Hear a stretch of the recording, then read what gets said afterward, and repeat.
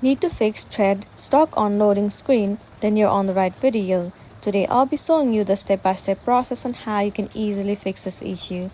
First thing first, you need to check whether you are connected to strong internet connection or not.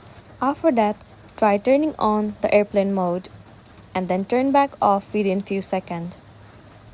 Once done, now the next thing you want to do is try to use cellular data if Wi-Fi is not working properly. Once done, now the next thing you want to do is move into the settings of a device. Inside the settings, you need to move into General and then head over to iPhone storage.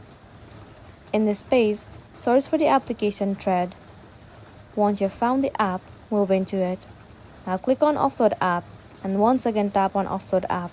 It will clear the cache and the storage of the application.